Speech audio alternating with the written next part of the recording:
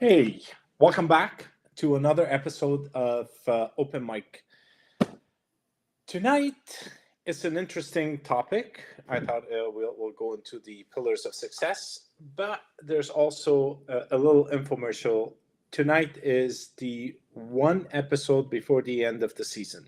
So next Thursday we'll have the last episode, and we'll come back in September with a new format or new, not new, but you know, other people that will join our show. It's going to be an interesting one. And we started compiling it and trying to figure out how we're going to successfully bring everything all together. And I think we do have a path. So I'm your host, Ramsey Chiri. I'm a medium and a coach, spiritual coach, I was going to say. And with my co-host, Tanis Coughlin. Go ahead, Tanis. Yep, Tanis from Twillo Lifestyle Community, Twillo Lifestyle Academy. And I am a Reiki Master, Crystal Master, Celtic Shamanic High Priestess, and a channel, as well as a Galactic Ambassador. Awesome. So tonight, before we start, what was I going to say? Hola. I forgot. It will come back. The guides will tell you. It will come back. I didn't write it down. Usually I put a couple of notes on the side, but tonight I did not. I did not write it down. That's okay. So the book Think and Grow Rich by Napoleon Hill. This is an awesome book, actually. It was written a very, very long time ago. I don't remember when. And actually, I did not read when. It's sometimes in the early 1900s. Sometimes around there, and it got republished by Bob Proctor, and it talks about pillars of success. They're very simple. I can read the titles of the chapters, and we can close this meeting in 5 minutes. Okay.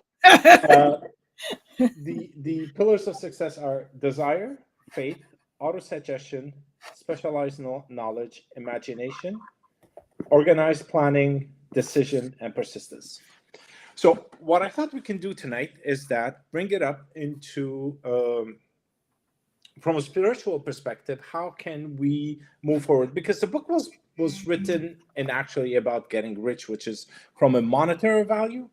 But for me, it feels better to be rich from a wholesome life value. That's the whole idea of it all, because money comes and goes, and usually we never take anything with us, so it stays all behind, and it's useless at the end of the day. So we can talk a bit about desire, because of course, to start anything, you really want to do it. You can't just do something because. And actually, we do something. So I don't know about you, Tanis, but I've seen a lot of people that actually start something not because they actually desire it, not because they really want it, but it's like, oh yeah, let's go with the flow. Everybody's jumping the bandwagon of, I don't know, whatever it is. And then we'll all start doing the same thing because the energy around kind of makes us flow with that, and we kind of get drifted with the current without actually realizing what we want. So let's discuss that for a sec. Okay. So I think that, it is about that sort of collective energy in a big way when it comes to that kind of thing. I mean, it starts with peer pressure when we're kids, right? Yes. Because it's easier. There's no resistance Mm-hmm. in the collective energy. And so we learn at a very young age that if we do what everybody else is doing, it's easier. And Correct. we don't have to go against the flow. It's like trying to swim up a river if we're going the opposite way, right? Yeah. The trouble with that is that sometimes it's swimming upriver for us. So that's when there's this cognitive dissonance that happens. And we're caught in, okay, well, that's not really what my heart wants, but that's the easier way energetically. Or is it the easier way energetically? Because we have to live with ourselves. We don't have to live with everybody else. And so where do you make that differentiation? And I think that's a tough thing until you start doing your own healing. Yeah, you're absolutely right. We tend to follow the majority, because not because it's easier, just because it's easier on the ego. Yes. Because if we're swimming against the current, then people are going to be looking at us. And then from that point is we have to explain why we're not on the same path as everybody else. Mm-hmm. And then we get bullied. Somehow we get bullied. Trust me. I don't know. Well, Don't judge, trust me. judge Yeah. at the very least, right? We fear judgment in a big way as humans, because that's, our ego does not like judgment. It likes to be right. And if we're being judged, it's like we're not right? All the People are judging time. us for being wrong. But what I'm is never, right and wrong? I'm never wrong, eh? Unless I didn't get it right, but I'm never wrong. Okay.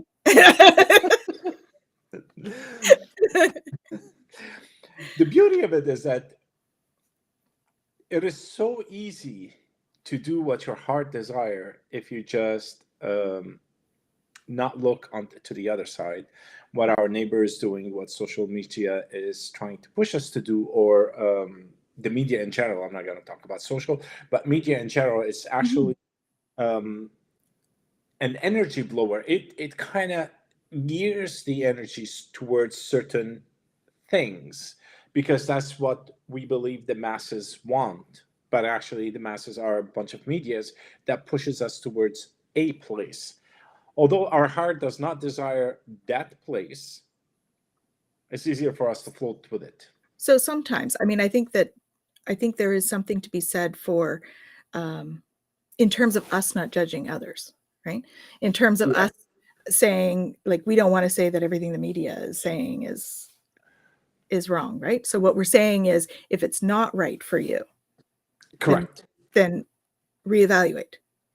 Thank you Right? for We're the not saying clarification. don't follow media, or don't, it's about knowing what's right for you individually, as opposed to following a group. And it could be any group, right? It's about knowing what you need and what your heart wants you to do, as opposed to just following blindly. I think it's about that awareness. So, and that's part of what happens when we start our spiritual journey, right? We start to open up our awareness, and we ask those tough questions of ourselves when we're in that space. We're like, okay, so what does it really mean to me? Is it acceptance I'm looking for, or is it like heart peace? And if they're not the same, then that's when you step into that incongruence, right? I'll add to that, which is a good point that you made, is that sometimes even the media or the current of the energy that is flowing can be a trigger for a desire that's been hidden within you to flourish. It might not flow in the same path, but it might be a trigger to take you to a place that you desire. I can talk about myself, which the sprouting of spirituality throughout the past, I don't know, how long has it been? A long time. 10, 15 years, when it really started to build up and grow, it triggered something within me, which is something that, it's not that I did not know that I had it. I knew that I had it. It's just I didn't know what to do with it. So going through that opened up my eyes to different aspects of it. And from there, I tried multiple modalities of them. And then I settled. I did not fail in any of them. I settled on the one that actually fits, rather than flowing with something that I did not really desire, but it really looked good on others. I hope I explained it well. Yeah. So I think, like, for instance, but sometimes it's a stepping stone too for what you really need to do, right? So I know, like, for me, Reiki was, I joke about Reiki being my gateway drug. And, if people are asking me what to do when they first start their journey, I do recommend a level 1 Reiki, even if it's not their path. but I find that it's a really good stepping stone that leads you to understanding energy and spirituality in a way that is very different from what the norm has been. And so there's like that sort of, and not everybody's going to go past that, but I do often recommend Reiki 1 training for people, because if I had my druthers, I'd have everybody trained in Reiki 1. Everybody would learn how to manage their energy, and we would all be much more balanced in our existence. But it's a stepping stone. So like you with the mediumship, right? When we talk about you stepping into that, because I'm thinking that's the example you're using, right? That you've done other stuff. So, all of the energy healing modality stuff that you took, even though the healer role is not necessarily, or that type of healer role, I should say, is not necessary, because mediumship is a healing, just to be very clear. That that type of healing role, like a hands-on healing, is not for everybody. But did you find, though, that when you were taking that it helped you to raise your vibration enough so that some of these other things started to come in for you? Absolutely. It opens up a gateway to other, well, in my case, to mediumship. It opened up that gateway. It opened that up fast and quick and like open up wide doors, and then I shut them because I didn't know what to do with it. And I was like, oh, now what? Yeah. No, I didn't see it. It's like Homer. If I don't see You're it, not it there. doesn't You're exist. not there. And then it came back. I've tried that. It doesn't work. Yeah, I know. I remember a couple of times I would see something, and it was maybe somebody somebody being a ghost, that I was like, oh, I don't think I want to interact with that one. And I'd be like, pretend you don't see. And of course they hear your thoughts. So he's like, oh, you see me? Yeah. I'm like, Yeah. Nope. I'm not the droid you're looking for. So yeah. Yeah. And then he, of course, came over and started interacting, which you get used to after a while, but it is a little bit, okay. What do we do with this? When it starts? You have to deal with it. Love you guys, but I have to step away. Hey, no problem. Hey, Stella. Hi, Stella. So, which brings me to the second topic, and I know we kind of might be jumping a bit fast, but it is the second one is faith. Now, once you decide on what you want to do, or not what you want to do, the path that you wanted to take, then faith comes into play. But to create that faith, you need a step before that. Actually, maybe one or two, I don't know. Maybe a couple. Yeah. One of the steps before that is auto-suggestion, which is just what we do in energy world, is that we create a vision. Or you can put it on a vision board, but a vision board, you put it on a piece of cardboard and you hang it somewhere where you can see it so that it reminds you. But you can also create an image and put it in your psyche, in your field, in your auric field, or whatever you want to call it. There are multiple, your little bubble. Once you put it over there and you access it on a regular basis, it charges it with so much energy that it creates that faith within you. Because you kind of know that you can do it. You're comfortable with the idea. You're comfortable with the picture. Listen, I was comfortable with being on Facebook Live, but let me tell you, it took me over 10 days after I recorded the first video to actually post it. I did visualize it. Everything was there. Everything is beautiful. I was able to get over all my humps and my insecurities and all my whatever it is. And I made a recording, and I didn't know what to do with it because there was this underlying fear of it's not good enough, it's not the right thing. I missed something. I misspoke. The topic is not good. I don't know. Because I went multiple ums. So Wait, you mean you're human? yeah, And we do and we misspeak and we oh, you're human. Yeah, that's too bad. yeah. Sorry for me. Kidding, of course. So, so charge it, and go with it. Don't stop because of insecurities or certain fears of other. Just keep on running with it, because it's one of the most beautiful thing you can do is by not stopping to answer. I don't want to say a silly question, but to answer to your fear and insecurities. That's what it is. Just So I run think with it. there's two kinds of faith when you're talking about that, because what you're talking about is faith in self. Yes. But there's also faith in humanity, faith in the guides, or a divine being, or universe, or whatever that is for you, right? There's faith in something greater than self.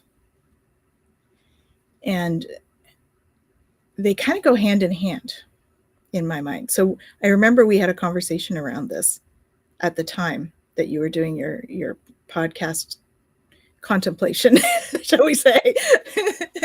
And I was like, so what's holding you back? Like, what is the fear? It's the fear of judgment. Okay.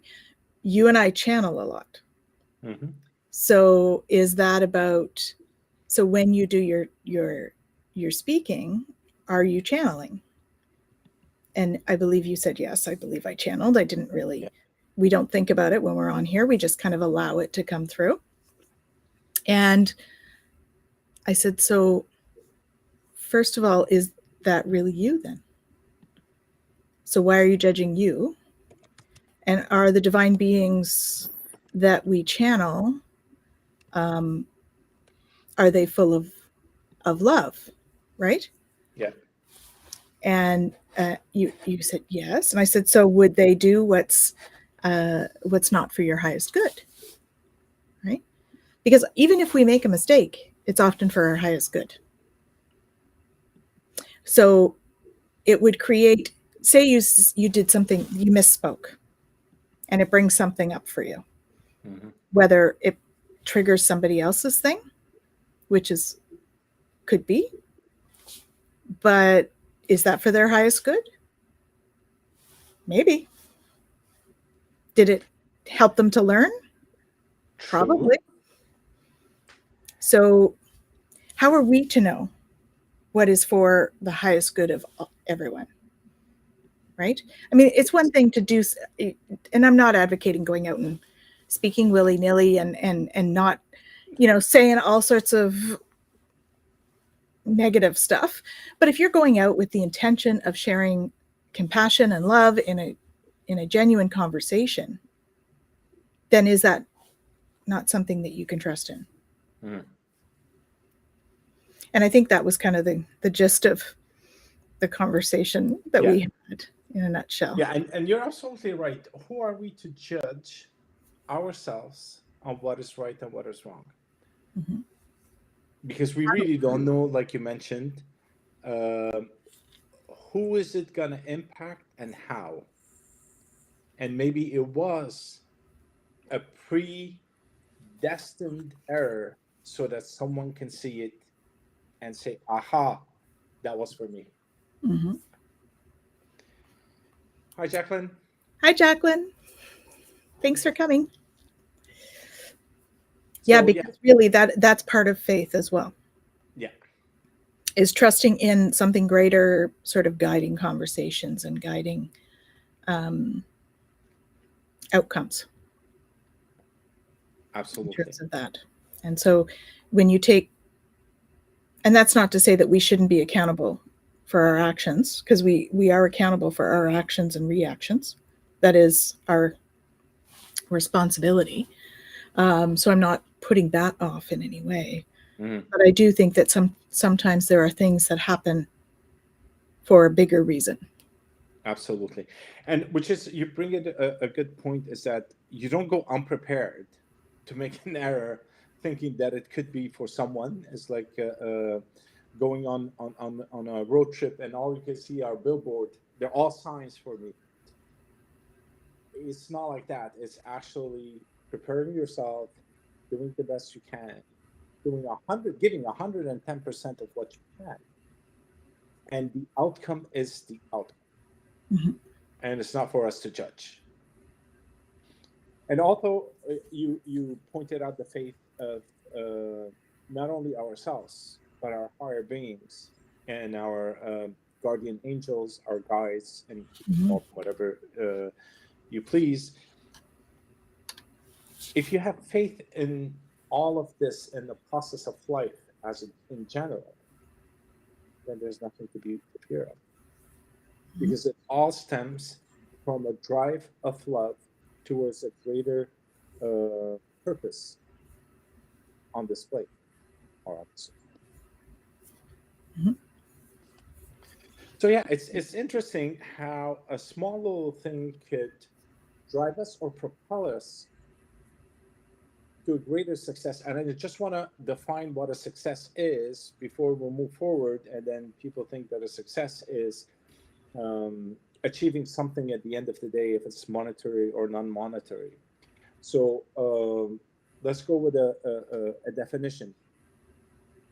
A success for me is doing what you're doing without what do you call it? Doing what you're doing without having without I can get it right. It's So okay. I'm definitely wrong. So let me But what is right and wrong? We come back to that. it is karma yoga, which is the concentrated action, doing what you want to do without looking at the fruit of your outcome. See, focusing on what you're doing is the success. Yes. Being in the moment and doing what you do for what you're doing. It's like us being right here, right now, doing it out of love for this moment to pass on a message for someone that wants to listen, or maybe for nobody, but we're doing it openly. Mm-hmm. So we're not doing it to get our paycheck or to win something at the end of the day. And for that is a success. If you're doing it for an end result, even if you achieve the end result at the end, in my view, there's a lot of negative energy and poisoning of our immediate surrounding in order to achieve that. Okay. I'll pass it on to you and I'll see your feedback and we'll go from there. I think poison's a bit of a strong word. I could see a density around that. Um, what was coming for me I was, hit anybody on the head and now I can't poison. What is this? I know. I'm just a big meanie. I'm limiting you. So you don't have to listen to my boundaries. um, yeah, the word that was coming up there was expectation. Mm. So when you have an expectation of an outcome and it doesn't live up to that expectation, we feel it's not success. So I think the journey in that is looking at where we get our expectations from. And are they serving us at this time? So you can expect all sorts of things from people around you, but there's factors involved there. Are they actually capable of living up to those expectations? Is it the right time for them to live up to those expectations? Mm. You know, is it the right person to live up to those expectations. So there's all those factors involved. And, that could be the same for you. So I expect myself to get, I don't know, 2 documents written today. Okay, is that realistic? So we could go into SMART goals where that's concerned, right? And do SMART goals serve us in terms of our journey?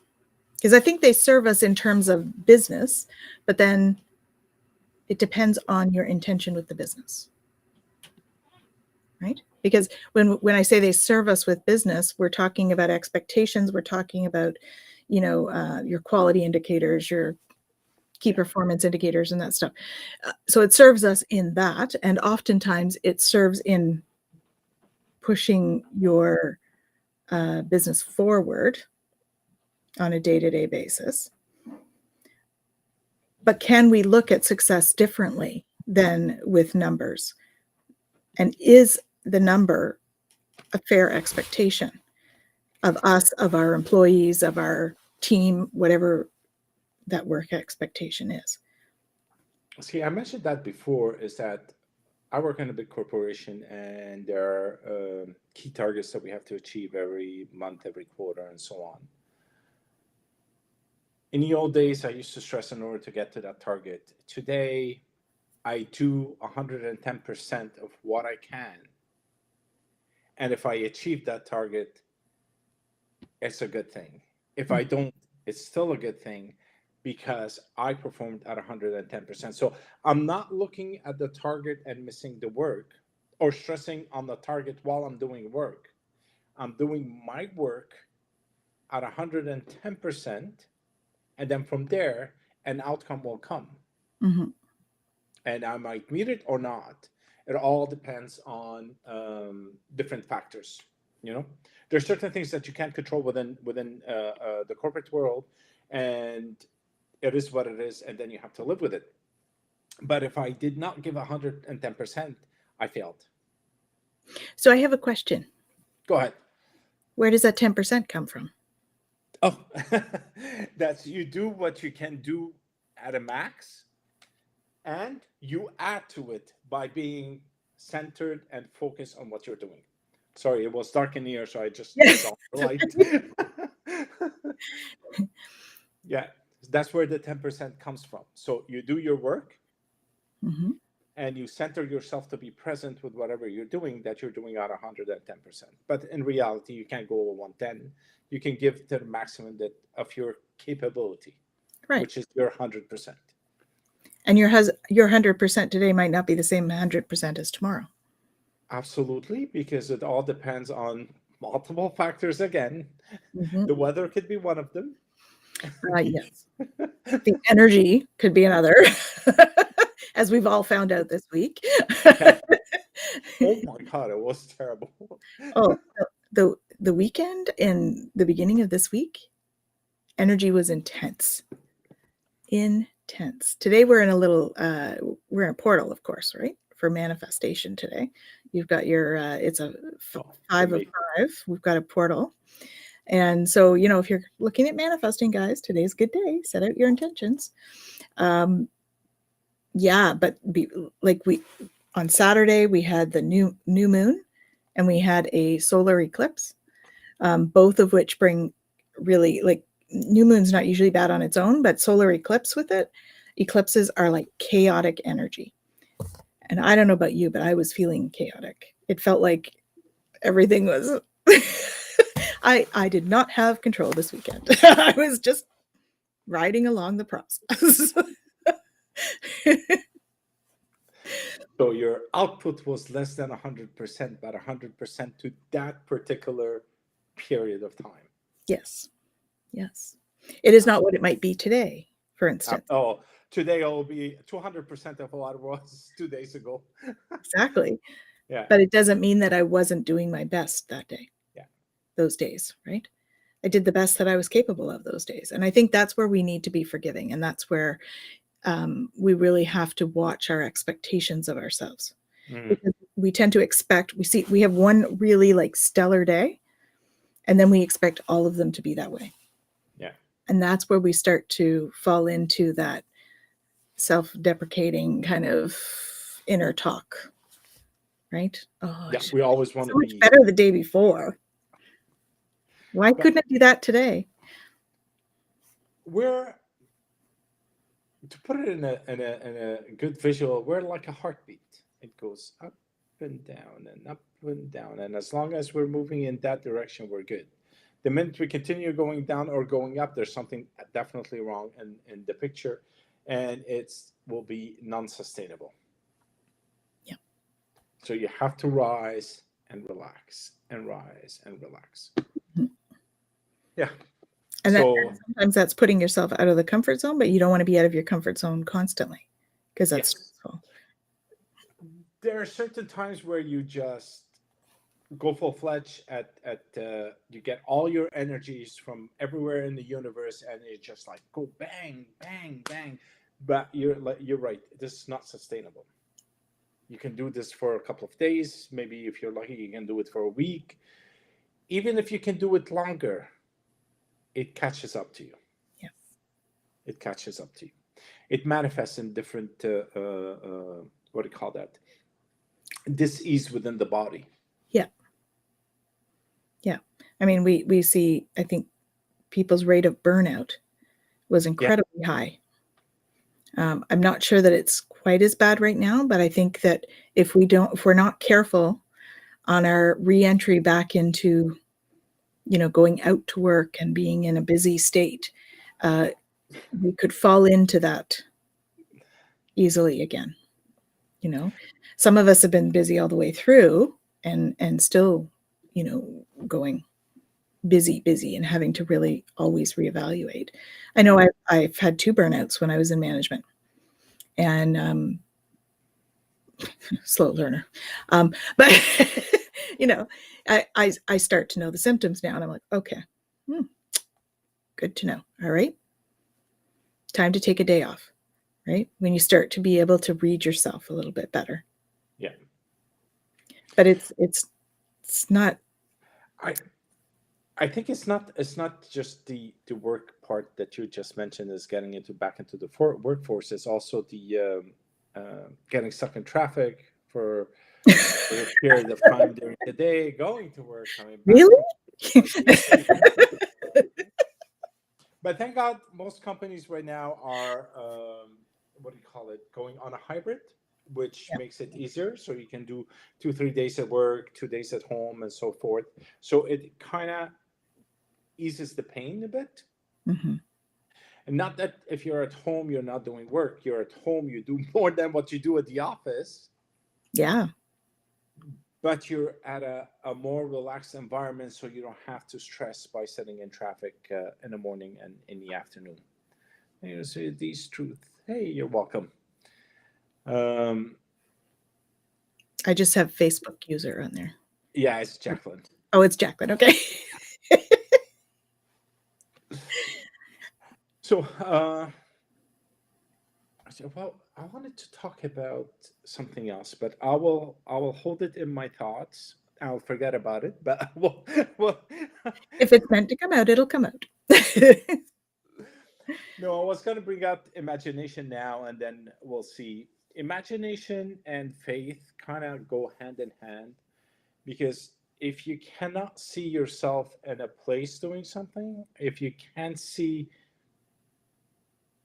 you with that thing, with your desire, it's just kind of won't manifest, and it's like, let me go do my job. And is it 5? Is it 5? Is it 5? It's only 8:05. You looked at your clock 10 times. So, so to imagine yourself in a situation that you want to be in drives it. It drives it from an energetical point of view, and I want to go through that rather than from a business perspective. Mm-hmm. Is that it eases your expectation.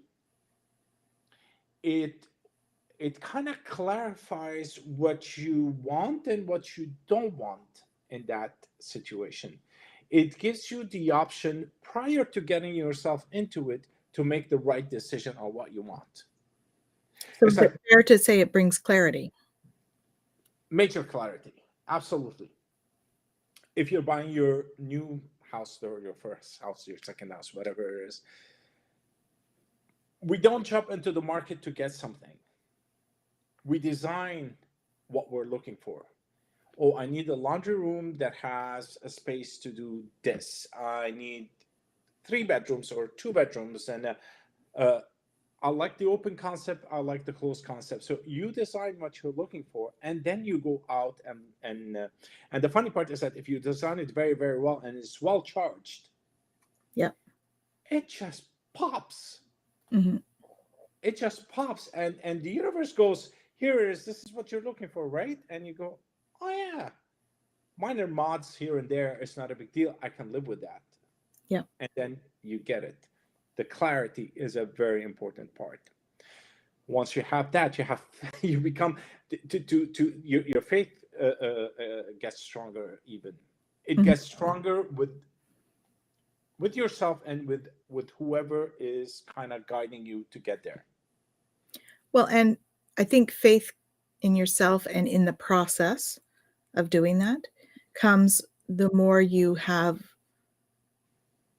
successful outcomes. So it brings us full circle. Mm-hmm. When I say successful, because I mean, there's a fine line there because you're putting it out there as an expectation. That is what manifesting it is. It's like putting it out there as an expectation. But I think it's the energy that you bring to it that's different. True. I agree, because it's not really an expectation where you get disappointed. Right. It's your own design for a manifested outcome. So it's something you'd love. Yes. But not a I need.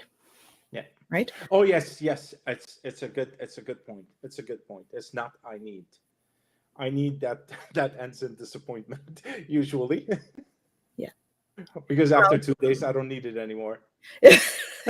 Are we fickle? We like to change our mind about what we need. Yes. Yeah. So once we gather, yeah. Go ahead. Go ahead. No, I was saying once we gather all these things and we're like kind of like in it, then we plan to get it. Mm-hmm. Which is in my example is that once I have designed my new home or new house, because it's not a home yet, it's a building. Once I designed it, I plan to get it. So basically, I take the right steps. Basically, finding the right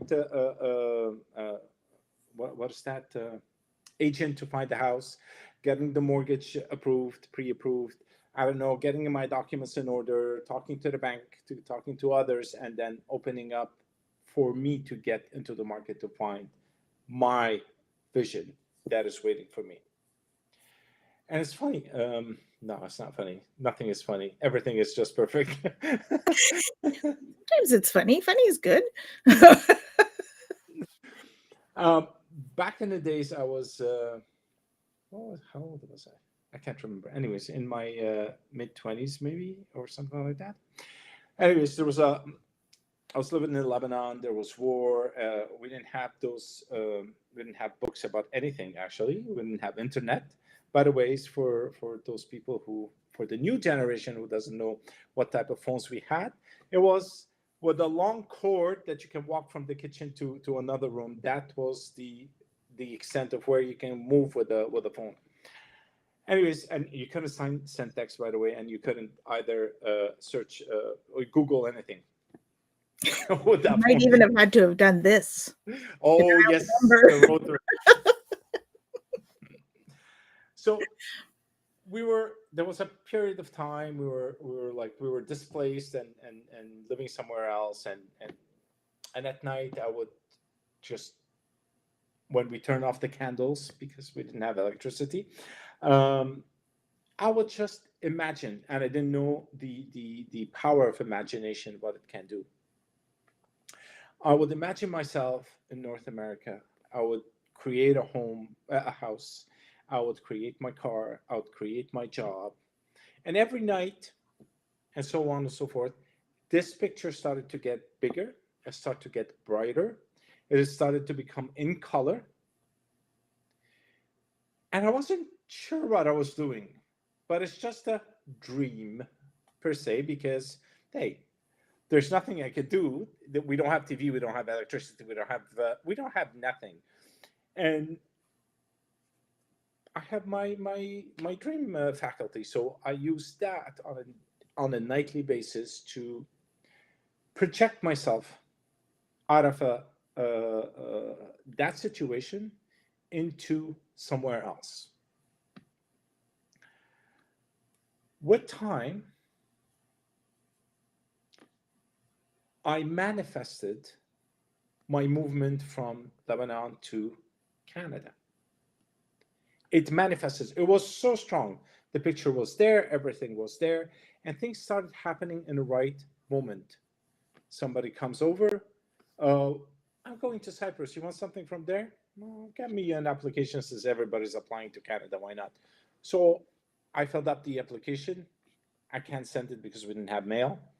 And then somebody else going, oh, I'm going there. Oh, here's the application. Could you please drop it?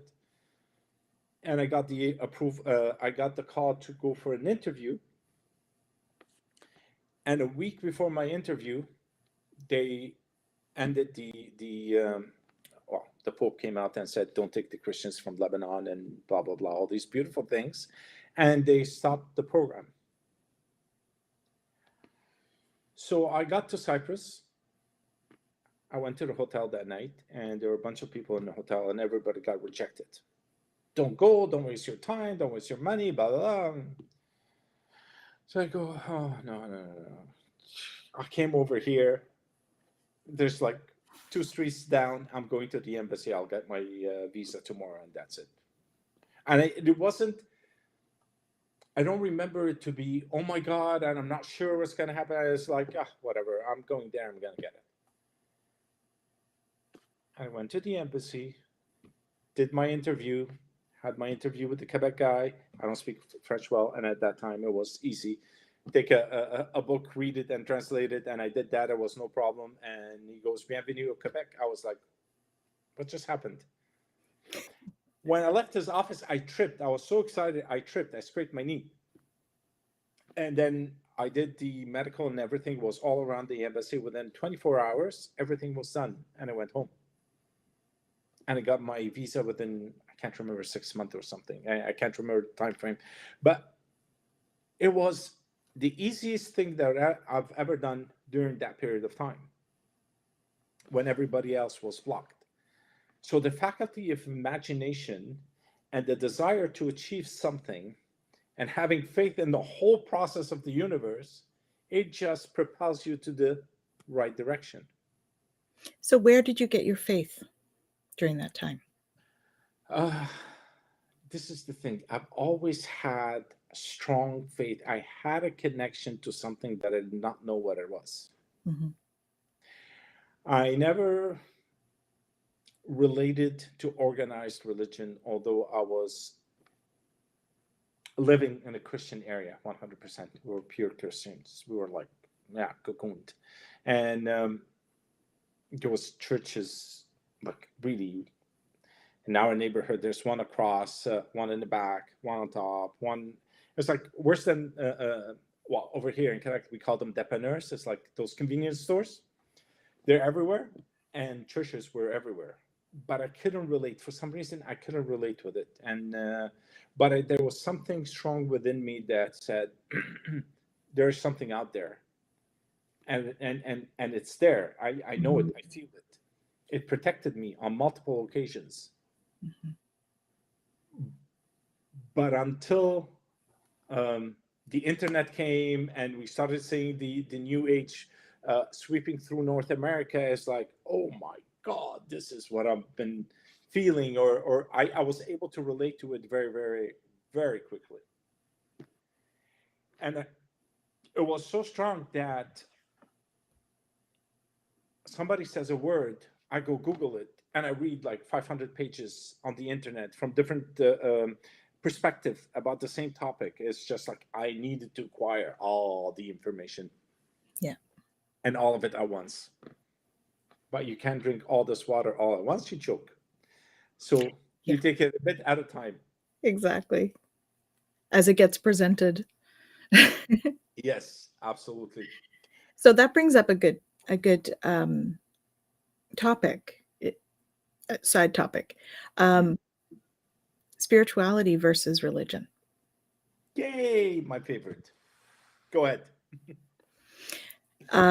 So my personal feeling is that we all have a need to connect to something greater than ourselves, right? We all have a need to have faith in something, like we've been talking about. Some people need different tools to do that. And they can be anything, right? I think that that's where we need to be open and compassionate to the fact that everybody needs different tools. And when I say tools, some people need meditation. Some people need religion of some sort. Some people need community. They're all just different tools that we use to help us feel connected to something greater than ourselves. And I fully agree with you regarding that. Religion got a bad rep recently. But I still believe that what you said is absolutely, I support it 100%. Each one of us needs something. And we cannot be the judge and the juror on what is the right thing for anybody. Mm-hmm. So a meditation for one person could be half an hour in church for another, because it's another form of meditation. It is, of course. Saging at home and smelling that sometimes the cheap awful incense at the church is the same thing. It's the same type of rituals in a different setting, and well, they're a bit different because each one does it in a different way, but at the end of the day it is a path to the connection with whatever the connection you perceive it to be. Mm-hmm. So and I think, in the idealistic sense, it is about love. They're all about connecting to love in one way or another. Absolutely. And as humans, we're wired to connect. We're wired to connect to something, and whatever that something is. And like you said, it is based out of love. Yeah. Not the need to receive it, but the need to experience it. Thank you. I like that word. Yeah. I was trying to look for a word. Yes, to experience it. Yeah. And we have Shem. Hey, Shem. Yeah, Shem said connect to nature, which is absolutely true. It's another form of doing that. Yes. Tree hugger. Me too. So I feel, and especially in spring and the summer, especially in spring when everything's coming back to life, and you hold the tree and you just, I don't want to say the word meditate, but you just drop everything. You can feel the energy flowing up and down within the tree. And that feeling is, oh my God, it's amazing. It's amazing. I feel it vibrate within my body. And that would be my best meditation ever. Yeah. Well, I mean, the vibration of nature is divine, right? Shamina says it's all their connection to God's creation, right? They're all connected to God's creation. Yeah, for sure. I mean, we all have a divine essence. All of us, all of nature, it all has divine essence. And we gain that vibration and divine essence from our interaction with each other, with nature, with the animals. We gain that feeling of connection in that way. So I think that connection is really what we are designed to do. Like you said, as humans, it's key for us. So. And actually, another one is connecting to animals, which is it's the strongest ever, because dogs are they're pure love. They're just a fur ball of love that runs around and just like extremely excited and just to see you and just jump on you and lick you and then pee on the floor. But they can't control themselves. I don't have a But lot of those in between emotions that are the subtleties. It's like fear or absolute joy and love. so when you have an animal in the house, like a dog, for example, there's that. It's pure meditation if you sit with that animal in silence and like it's either sitting on your lap or whatever it's doing or playing with it.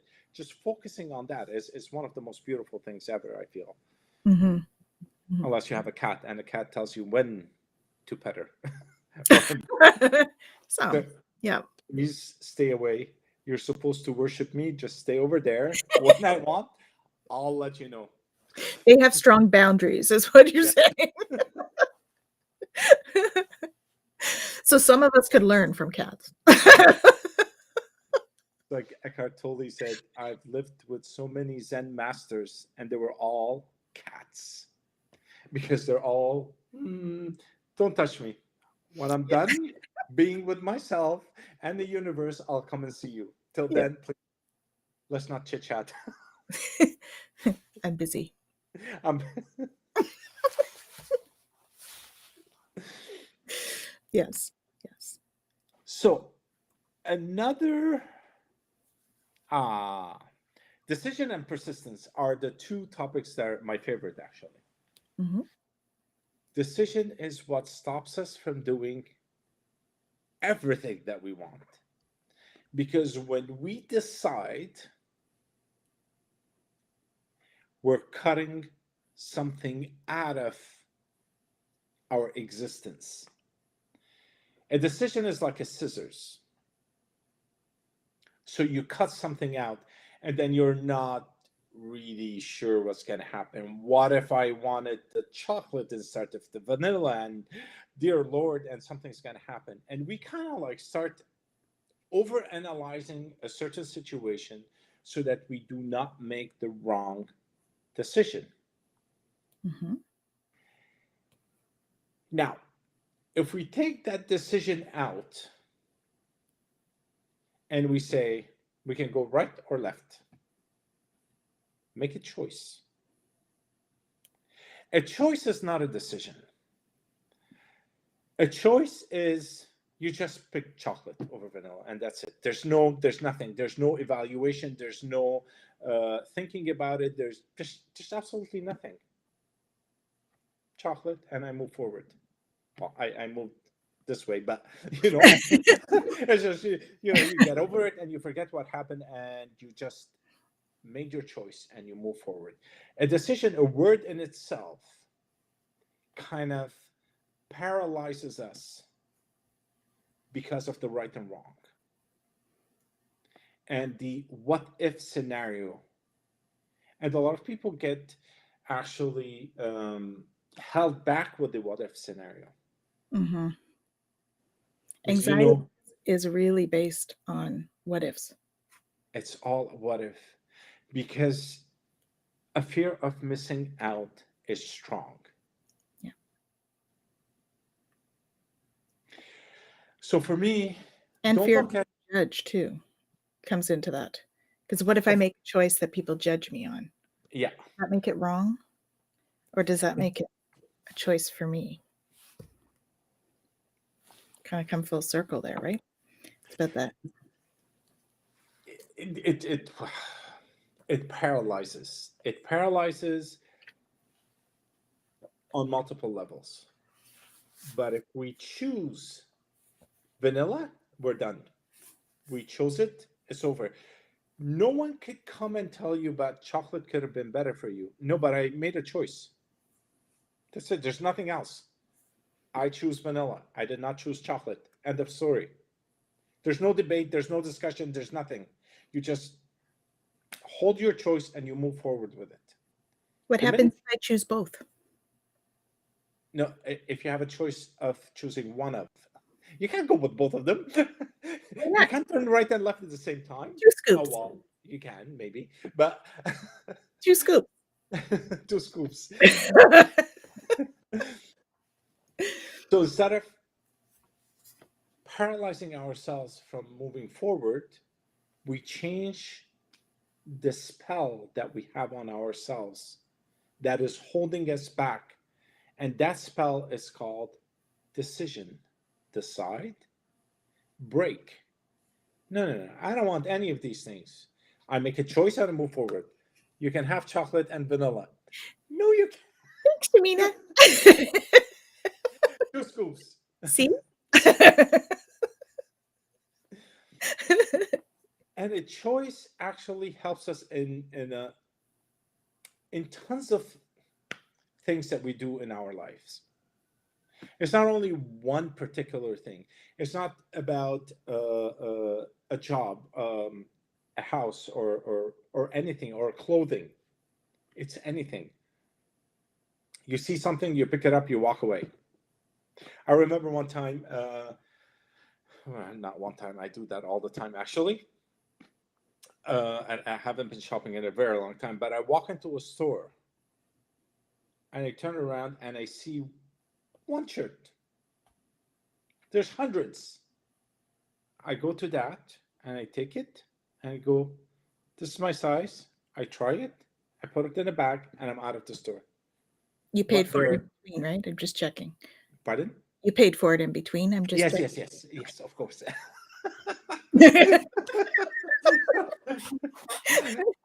Otherwise, I'll be in handcuffs by now. Yeah, that's why I was checking. So I just do that, and there are thousands of other or hundreds of other shirts on racks within that store, and hundreds more You too. around in the stores around that store. But it's a choice. I see something, I like it, I take it, I walk away, and it's over. I don't look back. I don't look, oh my God, it's on special somewhere. No, it's just sit, tick, and leave. Oh, Thanks, she had to Shem. leave. Yeah, she had to leave. That's why I was interrupting. Oh, so you made the choice Of love. by leaving. Thank you. Yes, so what's coming to me, the distinction between the two, Mm, I feel as though choice is made by your intuition, and decision is when you get the ego or the brain involved. true. True. Yeah. And intuition can be heart-based. We have we have brain cells in our stomach, in our heart, and in our head, right? Hmm. Intuition comes into the stomach first, your gut reaction. So making a choice, the way you're describing it is, my gut reaction is I want that shirt. And My gut that's it. reaction is I want chocolate. Yeah. If I actually think about it, maybe vanilla is a better choice because, it's not as messy. But is it really what I want? Right? Now you're going back into the second floor to analyze and make a decision on it. Mm-hmm. But if you don't go to the next floor and you keep it all down here, it's easy to flow. Mm-hmm. Very easy to flow. So this is one thing that I found in this book that I would change, and that's the word decision, and make it into a heart-based choice rather than to break something, because we all have this. We all have this. What if something happened? What if I go on the right and then the left was much better? What if, and we kind of like paralyze ourselves most of the time. Mm-hmm. Mm-hmm. Most of the time. Which brings me to the persistent part, which is the good part. Doing things regularly, which is the persistent part, brings in, well, first of all, it puts it in your auric field. You're charging it with energy every time because now you're thinking about it. because you have to do it. It's like our show every week. We still have to do it. And we tend to, okay, so what are we doing this week? Oh, love. Pillar of success. Get them, put them in the auric field, but it's not the title that goes into the auric field. It's the whole process that goes in the auric field.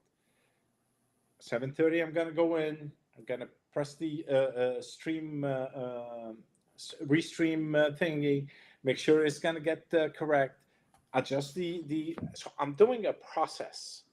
It's a ritual. Yeah. I'm doing a ritual every week. And then after I finish my ritual, I'm opening up the channel to the universe.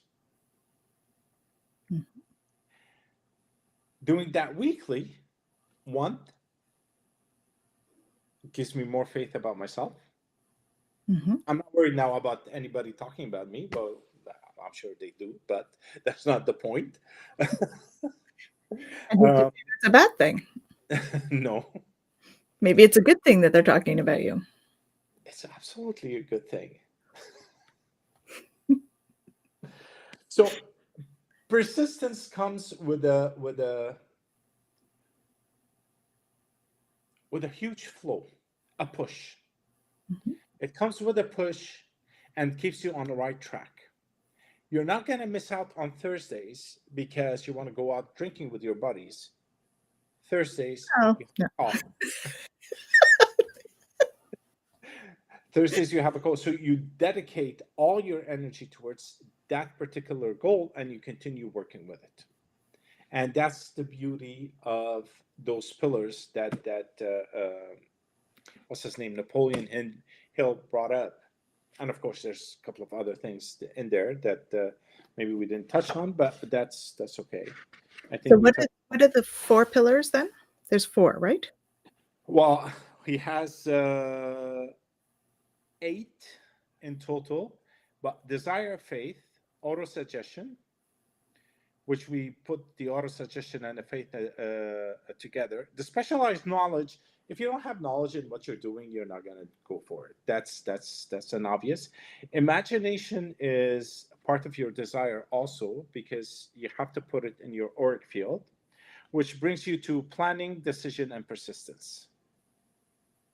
So if you look at alchemy, we can connect alchemy to this, in that what's the first couple? Imagination, inspiration.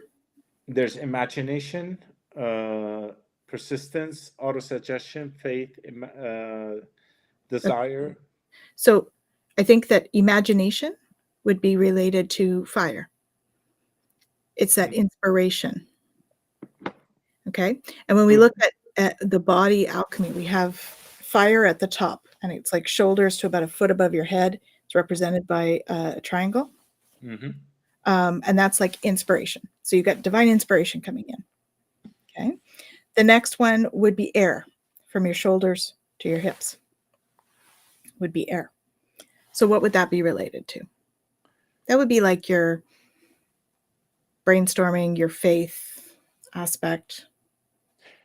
That would be part of your specialized knowledge and persistence, where you have to sit and put things together in a proper way. Yeah. Okay. And then we've got water, which is planning. Water is planning? I think so. Okay. Because you're putting those barriers around it. You're planning. So you're putting barriers for the water to flow through. I like that. Planning the flow of the work. And then you get to earth. And earth is about grounding it in, which is about your daily ritual.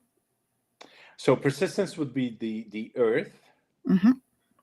And the desire should be the fire, because that's where it all starts from. Yeah, that's right. Desire for inspiration. So desire. Yeah. And your air would be your auto-suggestion and your knowledge kind of thing. Because it's a flowing type of I'm sorry. I'm not sure we talked about auto suggestion per se, so I'm not sure if we if the listeners knows that term. An auto suggestion is when you convince yourself of doing something. You repeat it over and over and over again, and that repetition solidifies in your mind the plan for it. So we kind of talked about that in terms of your vision board is Yes. part of that. Yes. Your mantras for it, or your repeating Mhm. phrases that you might have, would be part of that. So Mantra is a good one, mhm, because this is your daily mantra. mhm. So what would air be? Would it would be that, no? Yeah, I think so. Yeah. Yeah.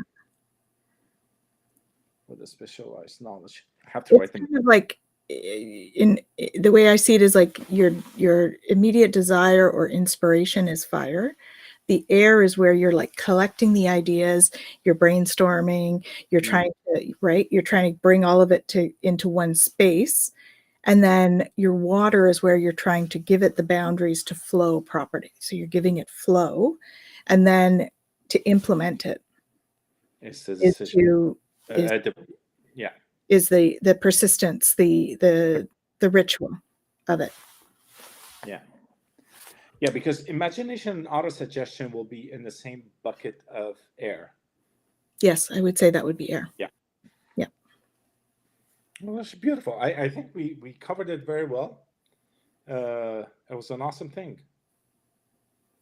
That's the alchemy of project planning. The alchemy The of concept I'm working on. So sometimes we do get things that happen extremely well, extremely fast, from an idea to implementation. It comes like very fast. Sometimes all of these points that we have over here, all the alchemy, just flows, and you're there. Mhm. And there are times where it actually requires a bit more effort to get it. Now, one of the good things that we have is we look at people, like we look at athletes, for example. They can break world record, and oh yeah, that's nothing. But we can't see the amount of work and effort that they put in until it achieved it to that point, until he was able to bring himself or herself to that point of success. So we see the end result and we go, okay, well, let's do it. Oh, yeah, I'm tired. I can't do this anymore. Yeah. Understand? Okay, let's look at some. Ooh, there's a shiny object over there, and then we'll tend to forget about this one. And this is where we actually fail. This is where we fail. We don't fail if we don't achieve the final result, but we keep on doing or modifying our path to get there. That's pure success, because that's where your building blocks gets into the picture. Mhm. Jumping from one thing to another, on the other side, on the other hand, makes you a jack of all trade and master of none. Master of none. Yeah. Because we don't have the practice, we don't have the persistence. No, we don't. We don't. And one of the things of mediumship is that everybody wants to be a medium overnight, and they go take a course and they go online and they start working as a medium. When mediumship is a process, it's a lifetime process. You Mhm. have to go through all these things. You have to do all your training.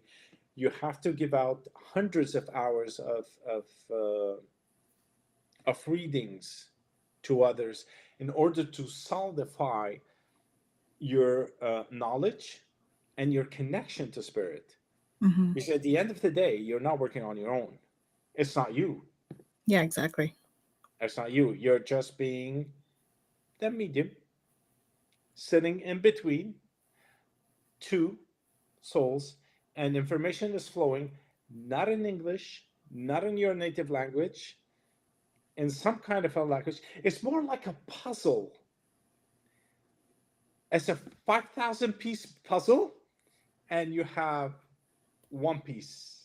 It means absolutely nothing. And with time, and that's why you need to work a lot on it to be able to call yourself a psychic medium or an energy healer or a crystal master or whatever it is. These things do take time, and we do have to invest time in whatever we're doing in order to achieve our desired outcome. Well, and it's ongoing, right? Yeah. I always say, people that tell me, like, well, I'm always doing my work. Let's put it that way. We're always working on ourselves. We're always working through our own stuff. I mean, I'm quite open about, like, this weekend was crazy. My experience about the energy and stuff, because I'm still learning. Yeah. I think that's one thing about masters, is that they're always learning. It's a lifelong learner thing. That's mastery. It's not about achieving something in particular. I like that. Yeah. It's about being and committing to be a lifelong learner in whatever your field is, and committing to receiving guidance. And in our field, it's often spiritual guidance, right? Yes. But we have to be in the right frame of mind to be able to channel. Yeah. Which means that we have to take care of ourselves. We have to do our own work. We have to do our own healing stuff. We have to get to know ourselves, because that's the only way that we can take out our filters when we're doing this work. Your filters are like your wounding, right? And you have to be able to remove them, even if it's only temporary while you're doing the client. You have to be able to remove them. The only way to remove them is to actually be aware of them. Okay. Yeah. And that is the journey. Working at being aware. Half of being smart is knowing what you're dumb at. And sometimes we can be pretty dumb at ourselves. Yeah. In terms of not knowing ourselves. How do we figure out who we are? We ask ourselves the tough questions. And we delve into authentic conversations, much like this one. Absolutely. And actually, you bring in a good point. And I think last episode, you asked me a question, how do you rebuild yourself? And I said, one grain at a time with love. But that's more of a general 10,000 foot type of answer. And if I want to go, and I thought about it, I go, oh, maybe somebody needs to hear this, and I should have went deeper into it. And I thought we'll bring it up again tonight. Is we're not a vase that is broken, and then we sit lovingly and putting the piece together. Analyzing ourselves is the key to what we do. And if we don't do, we regress on a daily basis. For me, it's not about analyzing. For me, it's about self-reflection. There's a difference there in analyzing. For me, it has a bit of a, and this is just my connotation of the word. For me, analyzing has a bit of a, like, it's an expectation piece. Yeah. I like it. It's like decision and a choice. Exactly. I like that. Yeah, it's the word. It's a self-reflection versus an analyzing of right or wrong. Yeah. So it's not a judgment, it's a self-reflection. It is a self-reflection. And then we tend to, we have to look at it from that point and correct where it requires. And when I say correct, it's not like there's something wrong with whatever we're doing, is that if we do not adjust on a daily basis to grow, to change within the environment that we're living in, we regress. And with regression comes death of the soul itself. I mean, not the body is not going to die just because you regress. There are 7 billion people on the planet, and not 7 billion people are going through this reflection. But if you go through that process then you stop at certain moments within your life and you go, I see now.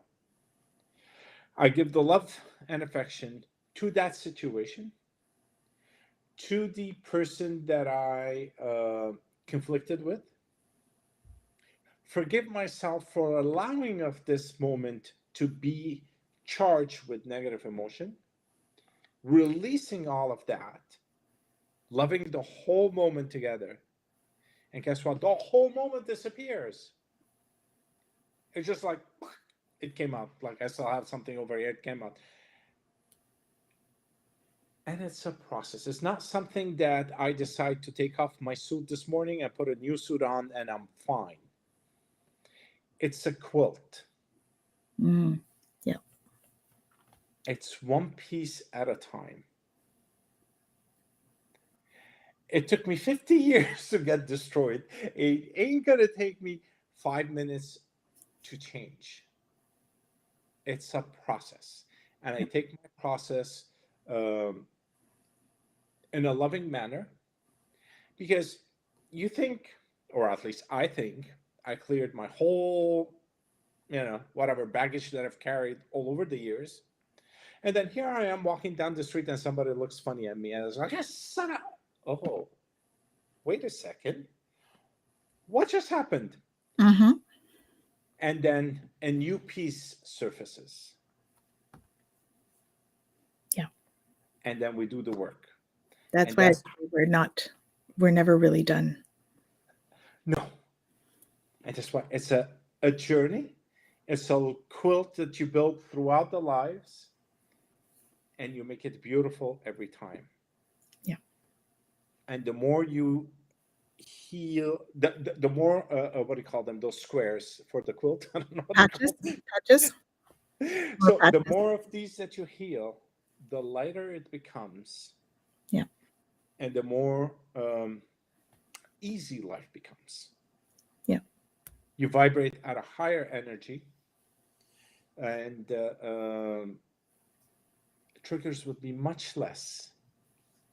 And if you're like Eckhart Tolle, I don't think anything fizzes that bad. Yeah. Which he did a great job saying that he mentioned during all his talks is that he was a very depressed person. And I think they moved into a new home or something, a new apartment. His mother took him there, and he looks at their scaffold. He goes, "Oh, that's great. At least if I want to jump, I can run up the scaffold and just throw myself on the floor." That's how bad it was for him. And with the act of God, he just flipped, and from there he went on his journey. But he sat on the bench bark for a long time, winter and summer, until he actually was able to breathe. Mm-hmm. And once he freed himself from the burden that he was carrying, and I highly doubt it's from this lifetime because it was very, very strong. Yeah. When he freed himself, the connection to the universe was stronger, Mm-hmm. and his books were channeled. Yeah. And he's one of my favorite authors, as you know, as you can tell. Yeah. What's interesting about what you said about the scaffolding is that he was able to be grateful because he had gratitude for having it there Mm-hmm. in his depressed state. That's interesting because gratitude is a higher vibration emotion. True. So just by having that in and of itself, he started his journey that way because it really is a start to the journey. Mm-hmm. True. I didn't think of it this way, but this is it's a good point that you bring up. Very good point. It's a hint to the future Yeah. for him. What do they call that? Foreshadowing. Yeah. Yeah. Yeah. So getting to the end of our discussion tonight. I just want to, since we're talking about lighter things, I just want to just bring in something. Um, as you shed the old and you move into the new and you become lighter and you're able to connect better, it's not only connection to higher being, it's not only connection to whatever it is that you believe in, but it's also the connection to other humans. I don't know how to explain this. It's your connection to the collective Mm-hmm. becomes stronger. I think that's a better word. So your connection to the collective becomes stronger, and your intuition jumps tenfolds. Mm-hmm. Tenfolds. And I find that with time, I know things are happening before they happen. Hi, Hi, Sandra. Sandra. Thanks for joining us. So I find that with time, I started to know things before they happen. It's not psychic, it's intuition. Mm-hmm. It's the connection with the collective, and it just happens. It happens to all of us. But we're too busy battling all the stuff that we carry with us. And doing all that stuff for other people instead of ourselves, Yes, and living up to other people's expectations. absolutely. That Making really helps. decisions Actually, instead of choices. you should try it one day. It is really, really good to live somebody else's life. It is really good. It's the easiest thing, the most beautiful thing that you can ever be. Be someone else. Not true. I was going to say, why would I want to be?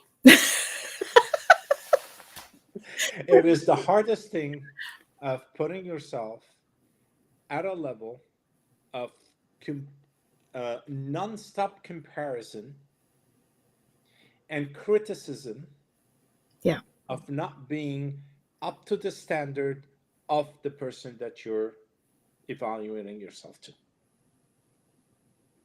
That is And the hardest. we don't ever, the reason I said, why would I want to be, is because we never know all of the information.